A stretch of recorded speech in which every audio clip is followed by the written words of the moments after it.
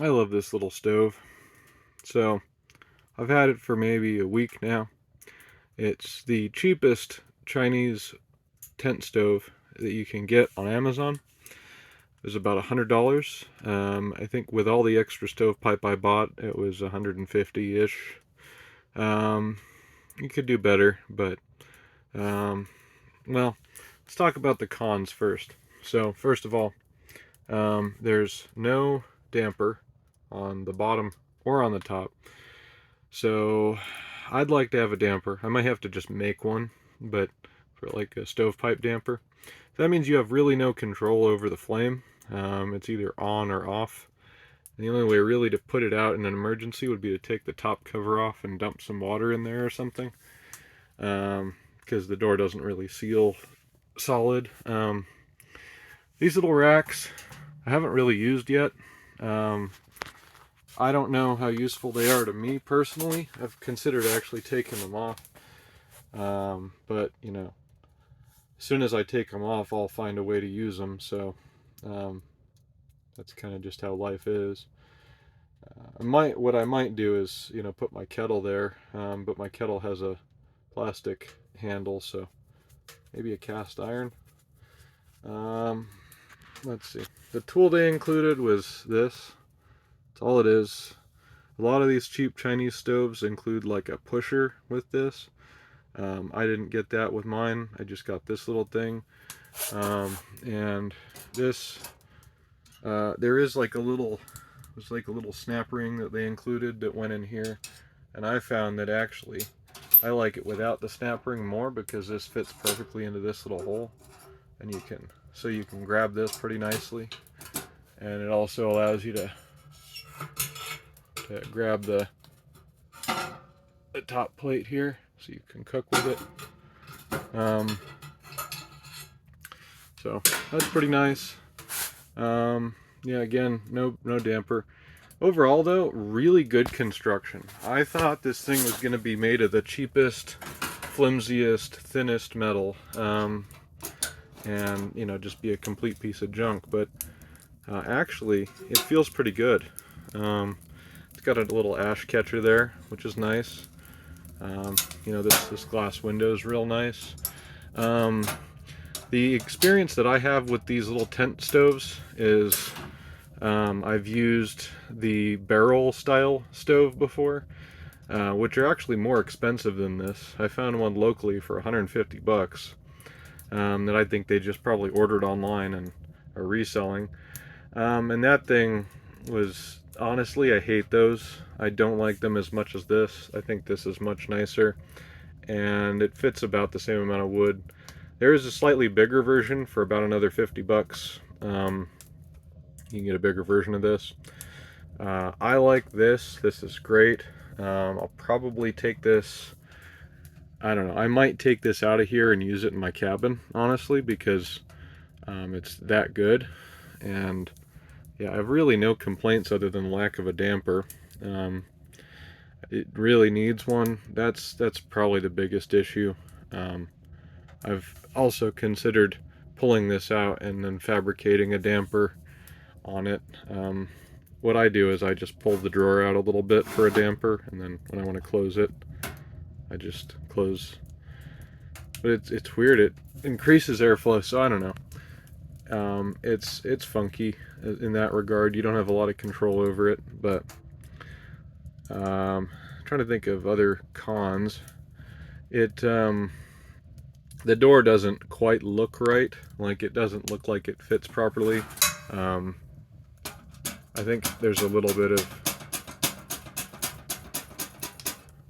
of movement there, but overall, honestly, it's great. It keeps this thing really, really warm. I preemptively added this big chunk of metal to kind of absorb and reflect back some of that heat. And I would say putting some brick around it, because it doesn't have any fire brick in the firebox. That'd probably be a good choice. Trying to think of anything else here. It's quite small. Like, here's my hand right up against it. I have pretty big hands, but this is, you know, right up against it. Trying to think of like what else I could use for size, for scale here. This is a standard, barbecue lighter. It's not as tall as a barbecue lighter. So to give you some idea, I don't have a measuring tape and I've never measured it. It fits basically one standard piece of firewood. This is all kind of kindling size, and it'll fit a few of those, but it'll fit like one solid, chunk of firewood. It's really small, very compact. I don't know if I would want the window on it if I was actually camping with it, like where or backpacking with it or something. But also, I probably wouldn't go for this stove if I was actually backpacking with it. For a wall tent that gets carted around in a car and set up wherever, or that mostly sits on the homestead, this is fantastic. And I'm definitely happy with it.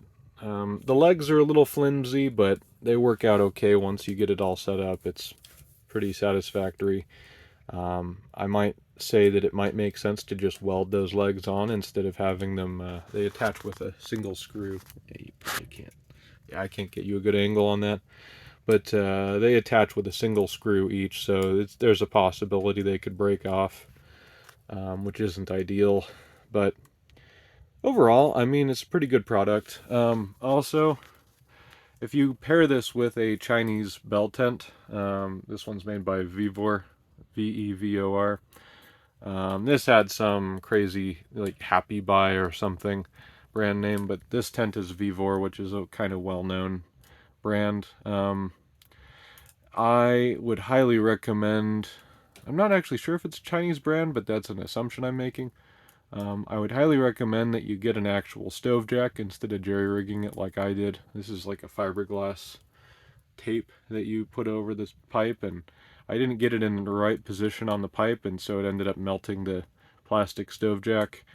That was my attempt at improvising one. Highly recommend getting a proper stove jack, and if I were to, if I were to keep using it with this tent for very long, or, pack it away and say that the tent and the stove go together, I would definitely get a proper stove jack. It's a part that you can buy.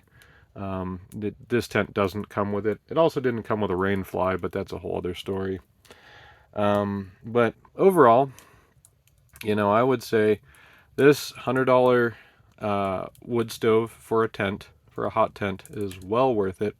And it might be just perfect for a cabin, because it puts out a crazy amount of heat. It'll cook me right out of this tent, and this is a 5-meter bell tent, so this isn't a small, this isn't a tiny bell tent. This is a pretty big tent. I mean, I've got my whole, home set up in here basically, and it keeps it warm. So yeah, totally satisfied. We'll see how it holds up, in a year if I keep using it. Over a whole season. We'll see what happens, but honestly, this is fantastic, and I would absolutely buy this design. This is a clone of like a Northwood stove, I think. I would much prefer this design over the barrel style tent stoves. I think this is much nicer. And definitely, if I was going to get another tent stove, I would go with this design all day over that one, because I had one of those and it fell apart quick. It was made of really thin metal. It was really junky. This one's a lot nicer, and it was actually cheaper. So, yeah, pretty good. Pretty happy with it. And, yeah, definitely recommend. 10 out of 10. Anyway, y'all have a great day. Thanks for watching. Bye now.